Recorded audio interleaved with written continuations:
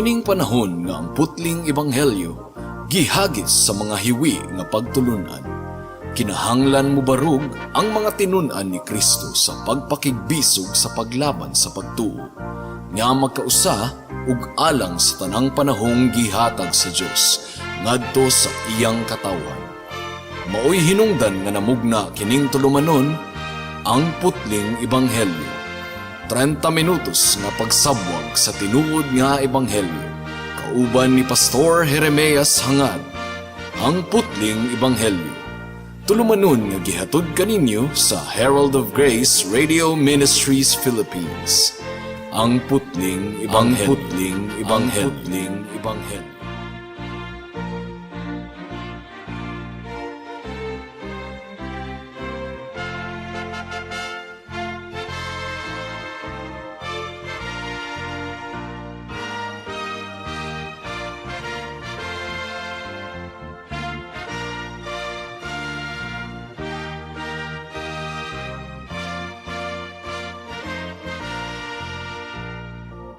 Alang sa meditation sa pulong sa Ginoo, please turn with me once again to Mark chapter 10 verse 1 hangtod sa 12. Sumpay gihapon kini.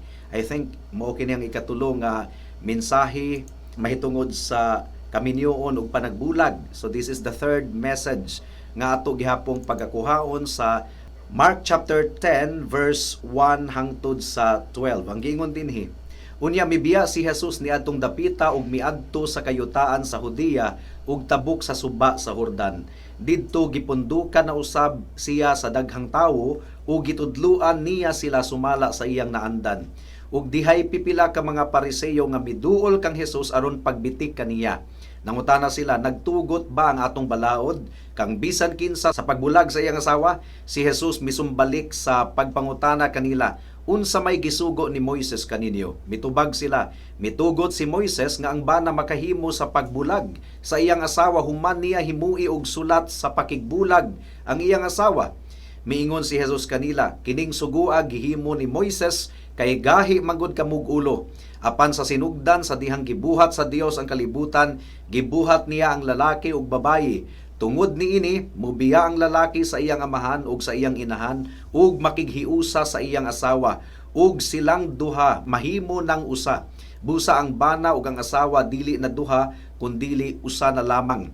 Tungod niini, ang gihiusa sa Dios kinahanglan nga dili bulagon sa tawo. Sa didto na sila sa balay, ang mga tinun-an nangutana kang Jesus mahitungod niining butanga. Miingon siya kanila, ang bana nga mubulag sa iyang asawa ug makigminyo sa laing babayi nakapanapaw sa una niyang asawa. Ug ang babayi nga mubulag sa iyang bana ug makigminyo sa laing lalaki nakapanapaw usab. May the Lord bless the proclamation of His word today. Now, sulod sa tulo ka semana atong gitun-an ang mahinungdanon kaayong subject sa Kaminyuon ug Pagbulag, mga kaigsuunan, ug atong natun-an ang tumong sa Ginoo alang sa Kaminyuon nga nagsalamin sa iyang tumong sa pagbuhat sa tawo sa duha, lalaki lamang ug babayi. So unang tumong sa Kaminyuon mao ang pag-provide og companion or kauban sa lalaki. It is not good for a man to be alone according to God. Ikaduha nga tumong sa Kaminyuon mao nga ang duha ka huyang nga binuhat kung mahimong managtiayon, mahimo silang mas ligon, mas kusgan, mga kaigsuunan. Ug ikatulong tumong sa Kaminyuon mao ang pamaagi aron mudaghan ang mga katawhan dinhi sa kalibutan. Ug kining Kaminyuon gasa kini sa Dios ngadto sa mga katawhan, disenyo kini sa atong buhi nga Dios nga dili kini basta-bastang ma-terminate, mga kaigsuunan, as long as the two married couples are alive. Bisan pag gitugot kini sa mga gobyerno dinhi sa kalibutan, kay doon na may mga nasod nga legal alang kanila ang divorce, pero gidili sa Ginoo ang divorsyo or pakigbulag o gidumtan gayud sa Ginoo ang divorce. Mo kini giingon sa Malakias kapitulo 2 bersikulo 15 hangtod sa 16. Ang giingon dinhi, wala ba kamo hiusaha sa Dios sa lawas ug sa espiritu? Unsay tuyo niya niini aron makabaton kamog mga anak nga tinuod nga katawhan sa Dios. Busa pagmatngon kamo nga dili ninyo lapason ang gisaad sa inyong asawa sa dihang gikasal kamo. Dili ko gusto nga bulagan ninyo ang inyong asawa. Nag-ingon ang Ginoo, ang Dios sa Israel. Dili ako gusto nga buhaton sa bana kining dautang butang ngadto sa iyang asawa. Busa pagmatngon kamo ug ayaw ninyo lapasa ang inyong gipanumpa ngadto sa inyong asawa. So you see, gidumtan gayud sa Ginoo ang pagpakigbulag, mga kaigsuonan. Ug kung magbulag man ang duha ka managtiayon, wala sila gitugutan nga maminyo og lain, mga kaigsuonan. Tungod kay atubangan sa Dios, minyo gihapon sila. Mo kini giingon sa 1 Corinthians chapter 7 verse 10 hangtod sa 11 ang giingon dinhi. Alang sa mga minyo, aduna ko'y usa ka sugo nga dili akong kaugalingon kundi iya sa Ginoo. Ang babayeng minyo kinahanglan dili mubulag sa iyang bana. Kung mubulag siya, kinahanglan nga dili siya magminyo pag-usab o kaha makiguli siya sa iyang bana, ug ang bana kinahanglan nga dili makigbulag sa iyang asawa. So, kung atong pagahisgutan ang biblical divorce, mga kaigsuunan, atong gihisgutan ang kaminyuon nga natapos na sa mga mata sa Dios, dili sa mga mata sa gobyerno. Kung ang kaminyuon natapos na sa mga mata sa Dios, gumikan kay iya kining gitugutan, so gawas no na ang usa ka tawo nga makigminyo sa uban. Ug unsa man ang mga rason sa pagbulag nga gitugutan sa Dios, gamay ra kaayo sa Biblia, mga kaigsunan, ug tataw kaayo kung unsa kini nga mga hinungdan. Kung ang tawo mubiya sa iyang kaminyuon ug magminyo sa laing tawo, guilty siya sa pagpanapaw, mga kaigsunan. Walay katapusang pagpanapaw. So, niadtong miaging simana atong gi-examine ang biblical reasons kung kanusa ang usa ka tawo gawas nun nga makigminyo sa lain. Ang unang rason, of course, mao ang kamatayon. Gumikan kay ang kaminyoon, temporaryo kini nga institution as long as buhi pa ang managtiayon. Kung bulago na sila pinaagi sa kamatayon, gawas no na ang buhi pa nga partner nga maminyo sa lain. Mao kini ang unang hinungdan or ang unang gitugot sa Ginoo nga ang kaminyoon matapos na. Ang ikaduhang rason sa panagbulag, mga kaigsuunan, mao kining ang usa ka partner na napaw. Well, kung sa Mark chapter 10 verse 10 hangtod sa 12 ang ato ang basahon, walay gidugang ang Ginoo nga exception dinhi, pero sa na-record ni Matthew chapter 19 verse 9, dunay gidugang si Kristo nga usa ka exception nga pwedeng makigbulag ang usa ka tawo sa iyang kapikas. Matthew chapter 19 verse 9 ang giingon dinhi, busa sultihan ko kamo nga bisag kinsa nga mubulag sa iyang asawa nga wala magluib kaniya nakapanapaw kun siya magminyo og lain. So adunay exception, gawas lamang kun ang kaso pagpanapaw. So gitugutan sa Ginoo ang divorsyo in the case of adultery. And then gitugutan lamang kini, pero wala kini gisugo, mga kaigsuunan, kay pwede man nga pasayloon sa bana ang iyang asawa nga nangabit or sa asawa ang iyang bana nga nangabit, i-work out pag-usab ang relationship. So gitugot ang divorsyo pero wala gisugo. Kung ang usa ka tawo naka-commit og terrible breach of their marital vows, ang innocent party pwedeng makigdivorsyo ug maminyo sa lain. So ang pangutana niini, wala na bay laing exception gawas sa pagpanapaw? Wala na bagyoy laing exception sa divorce? Mga kaigsuunan, ang standard sa Ginoo sa kaminyuon istrikto gayud kaayo sa nga tanan. Istrikto, gumikan kay sagrado ang kaminyuon at tubangan sa Dios. Ug ang standard sa Ginoo mas labaw pa kaysa standard sa kalibutan. Of course, dunay mga nasod nga gitugutan nila ang divorce, mga kaigsuunan, daghang mga rason nga ilang gidugang, mental anguish, incompatibility, physical abuse, irreconcilable differences kuno. Pero sa Matthew chapter 19 verse 9, usa lamang ang exception, mao ang pagpanapaw, mga kaigsuunan. So adunay duha ka bahin ang ato ang pagpamalandong niining taknaa. Una, additional reason for divorce. Duna pay isa ka additional reason nga pwedeng makigdiborsyo ang managtiayon. Ikaduha, atong tun-an kining unbiblical divorces. sama sa nahitabo sa mga nasod sa Europa, sa Amerika nga gitugutan sa ilang nasod ang divorce pero unbiblical divorce. Unahon nato ang unang punto mga kaigsunan, additional reason for divorce.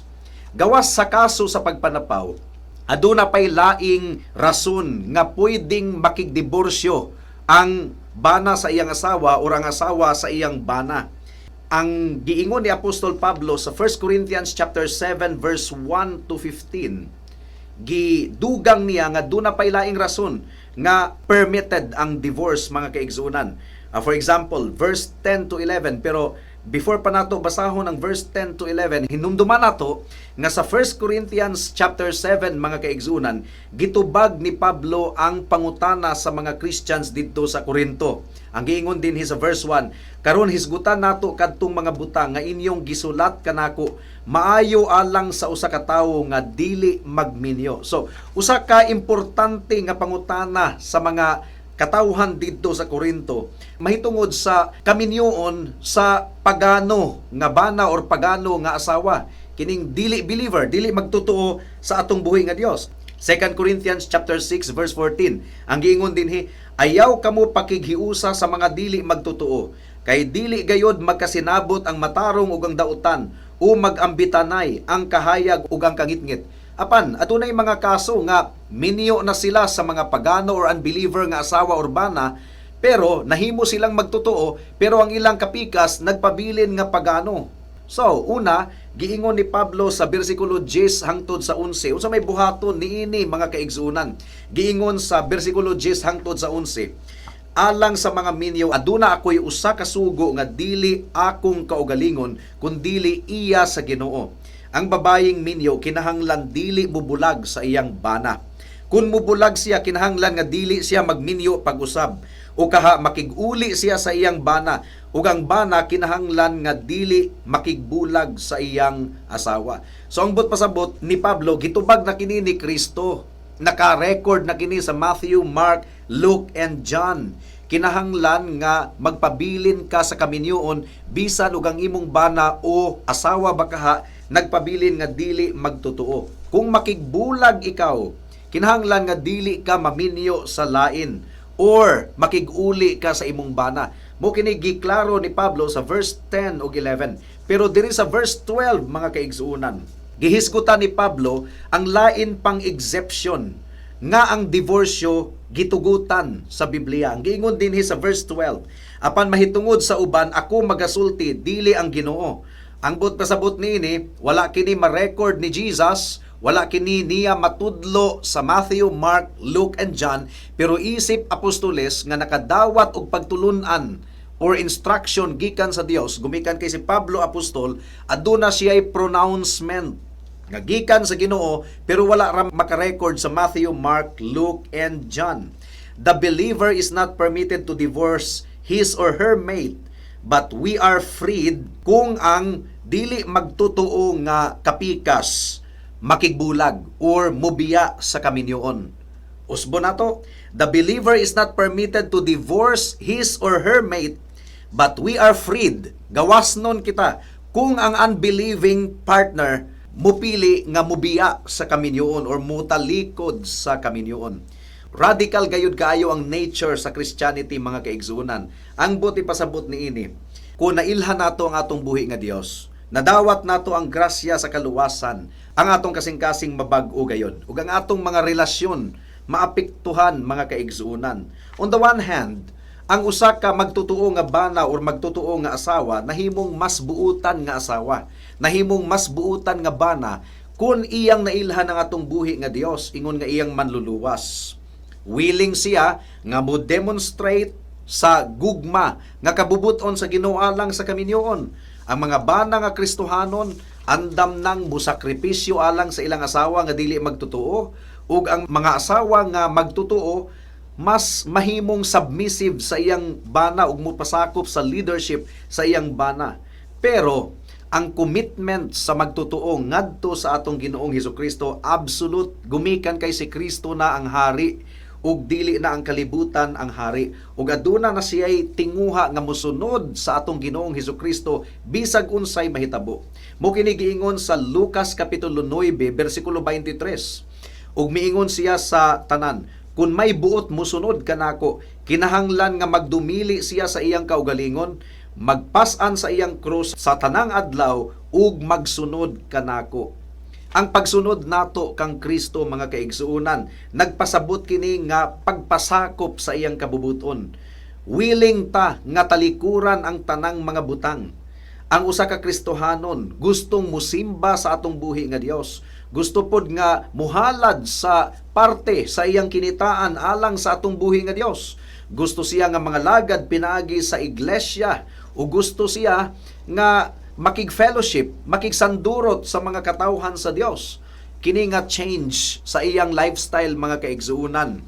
Mausahay, mahimo kining hinungdan sa conflict sa mga pamilya, sa bana ug asawa. Ang giingon ni Kristo sa Matthew chapter 10 verse 34 to 37. Ayaw kamo paghunahuna nga mianhi ako aron pagdalag kalinaw sa kalibutan. Dili kalinaw ang akong gidala kundi espada. Hinuon mianhi ako aron magkabangi ang mga anak nga lalaki ug ang ilang amahan, ang mga anak nga babayi ug ang ilang inahan ug ang mga umagad nga babayi ug ang ilang ugangan nga babayi. Ang labing ngilad nga kaaway sa tawo mauraon niya ang mga sakop sa iyang kaugalingong panimalay. Ang nagmahal sa iyang amahan o inahan, labaw kay kanako, dili takos mahimong tinun-an ako. Kadtong nagmahal sa iyang anak, labaw kay kanako, dili usab takos mahimong tinun-an nako. So, posible nga makaapektar sa relasyon sa matag pamilya kung adunay miyembro nga nahimong Kristohanon, nahimong magtutuo sa Ginoo. Posibleng lutuso na siya sa iyang mga ginikanan mismo, or posibleng nga lutuson siya sa iyang bana or sa iyang asawa bakaha. Now, dunay mga cases nga ang dili magtutuo nga bana o asawa gumikan kay nausab na ang pagtuo or gituuhan o relihiyon sa iyang bana o asawa, iyang pilion nga talikdan ang Kaminyuon. Doon nagyoy mga cases ni ana, mga kaigsuunan. If possible, kinahanglan nga isalbar ang Kaminyuon. Under no circumstances, dili gayud mutugot ang mga Kristohanon nga magbulag siya sa iyang asawa or sa iyang bana. Pero duna gayoy mga kahigayunan nga ang dili magtutuo mauna ang mupili nga mubiya ug mutalikod sa Kaminyuon, mga kaigsuunan. Kung mao kana ang nahitabo, ang usa ka magtutuo nga gibiyaan, gawas nun nga makigminyo sa uban. God may choose to save the unbelieving mate through the godly life of the believer. Mugani nga maningkamot gayod ang magtutuo nga masalbar ang Kaminyuon. Gumikan kay pinaagi sa ilang testimonyo basin og maluwas ang ilang bana o ang ilang asawa. 1 Peter chapter 3 verse 1 hangtod sa 2. Sa samang paagi kamong mga asawa kinahanglan magmasinugtanon sa inyong bana aron kadtong mga bana nga wala mutuo sa pulong sa Dios makabig ngadto kang Kristo pinaagi sa iyang maayong pamatasan. Dili na kinahanglan nga sila inyo pangsultihan kay makakita man sila unsa kaputli ug kabalaan ang inyong kinabuhi. Pero taliwala sa pagpaningkamot sa magtutuo nga asawa or magtutuo nga bana, taliwala sa iyang pagpaningkamot nga isalbar ang Kaminyuon, mubiya gihapon ang dili magtutuo, wala na siya ay mahimo. And in that case, gihatagan na siya sa Dios ug kagawasan nga makig-divorce ug maminyo ug lain. That's what the Bible is telling us. Now, nganong gitugutan man sa Ginoo nga kung biyaan ang magtutuo nga bana or magtutuo nga asawa, nganong gitugutan siya nga pwede siyang magminyo sa uban ug makig-divorce sa iyang bana or sa iyang asawa. Gumikan kay ang pagtawag sa Ginoo kanato, pagtawag ngadto sa kalinaw. Usa kini kakaluoy sa Ginoo sa magtutuo nga gibiyaan o gibudhian sa iyang dili magtutuo nga bana or asawa. Ang tinguha sa Ginoo nga ang iyang mga katawhan adunay kalinaw sa kasing-kasing uhuna-una. 1 Corinthians chapter 7 verse 15. Apan kun ang dili magtutuo buot mo bulag sa iyang kapikas nga Kristohanon, tuguti siya. O klaro kay kini sa Biblia, mga kaigsunan. Sa ingon niya na ang kapikas nga magtutuo, bana man siya o asawa, wala nay kabilinggan. O wala nay kabilinggan kay ang Dios nagtawag kaninyo sa pagpuyo nga malinawon. So maura kini ang duga nga exception sa divorce nga gitugot sa Biblia, mga kaigsuonan. Kung budhian ang Kristohanon sa bana or asawa niya nga dili magtotoo, wala na kuno siya'y kabilinggan. Gumikan kay gitawag siya sa Dios ngadto sa kalinaw. Kung mobiya ang bana nga dili Kristohanon, dili magtotoo sa iyang asawa or sa iyang bana, mga kaigsuonan, gihukman siya sa Ginoo. Ang iyang kaminyuon unta sa iyang bana or asawa nga Kristohanon, panalangin unta kini alang kaniya, pero nagmagahi man ang iyang kasing-kasing. Bisan pa sa pagpaningkamot sa Kristohanon niya nga kapikas, mibiya gihapon siya. So gitugutan siya sa Dios sa pagbiya as an act of judgment, basin og gihukman na siya sa Dios. 1 Corinthians chapter 7 verse 14. Ang giingon dinhi, kay ang bana nga dili magtotoo gidawat sa Dios pinaagi sa pagkahiusa ngadto sa iyang asawa, ug ang asawa nga dili magtotoo gidawat sa Dios pinaagi sa iyang pagkahiusa ngadto sa iyang Kristohanon nga bana.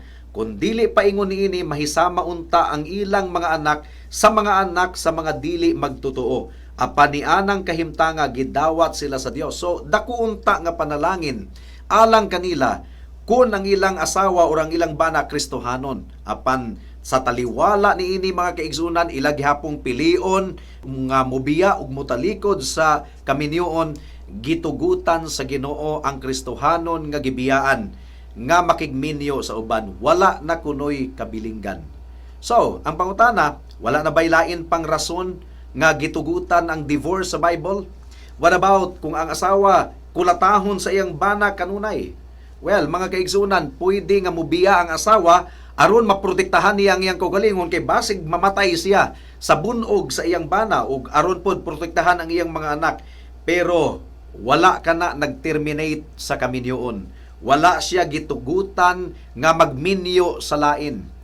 Giawhag hinuon siya nga iampo niya ang iyang bana nga abusado ug makig-uli kung andam na ang kahigayunan. Pero kanang mga physical abuse, dili ka na permission sa Biblia para sa divorsyo. Wala na'y laing rason, mga kaigsuunan, nga magminyo sa lain ang usa ka tawo. Tulura ang rason sa Biblia: kamatayon, pagpanapaw, ug ang pagbiya sa dili magtotoo nga kapikas. Gawas ni ining tulo ka rason, wala na'y laing rason. Ug ang uban nga mga diborsyo, kasalanan na naatubangan sa Dios. Now, what about unbiblical divorces? Diba, gitugutan sa gobyerno, sa ubang mga nasod, divorce. Pero ang rason, gawas ni ining tulo ka biblical reasons, mga kaigsunan. Well, sa mata sa gobyerno lamang sila bulag. Pero sa mata sa Dios, dili sila divorced, mga kaigsunan.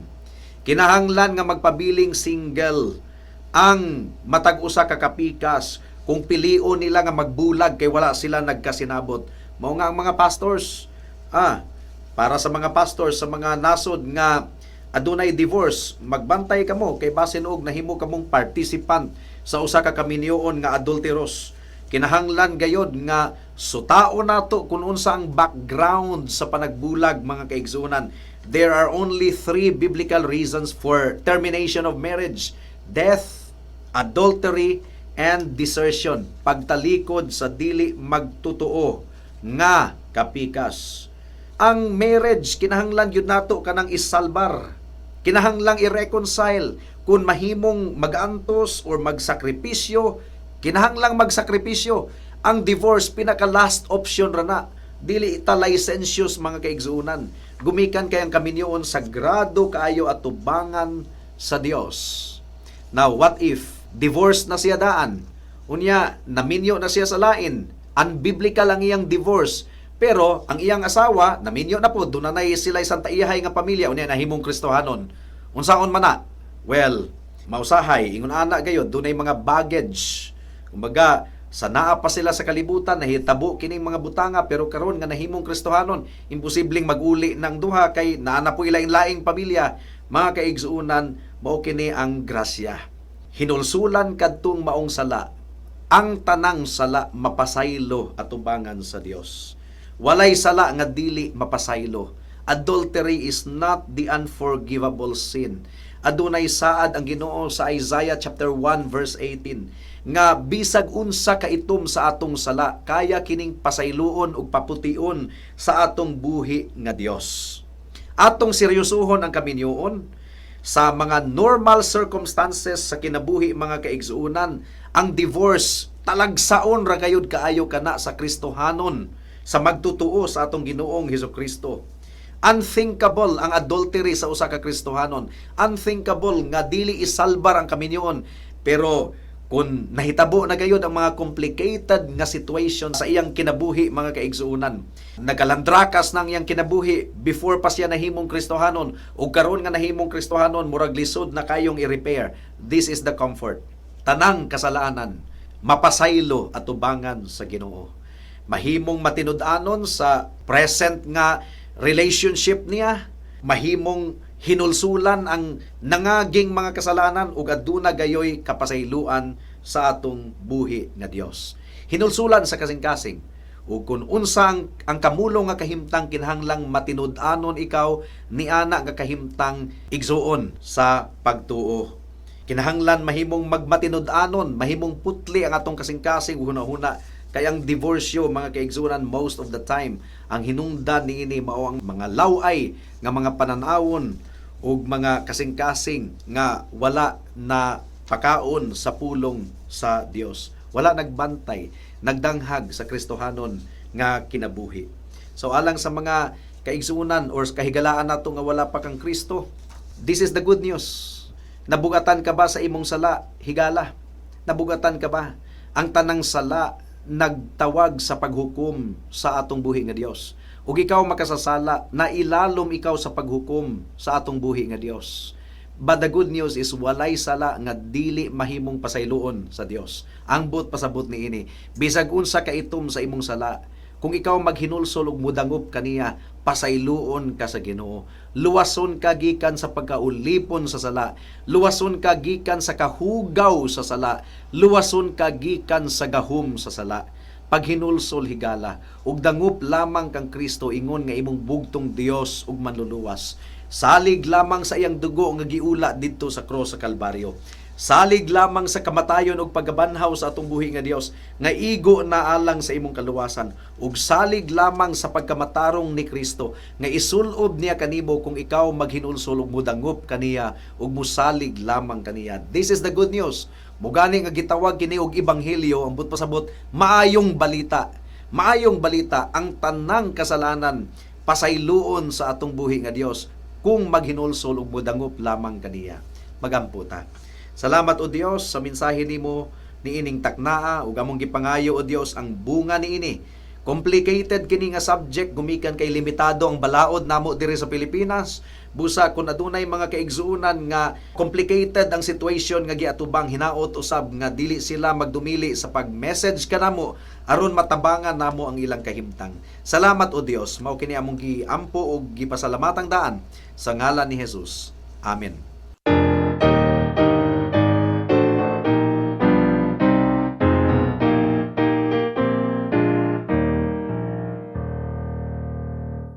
Ang putling ebanghelyo nagsaulog sa ikaupat ka tuig sa matinud-anon nga pagsangyaw sa maayong balita sa grasya sa kaluwasan pinaagi kang Kristo dinhi sa kahanginan. Uban sa tanang mga nagpaluyo sa Herald of Grace Radio Ministries Philippines, mainiton kaming nagpasalamat sa mga loyal nga tigpaminaw.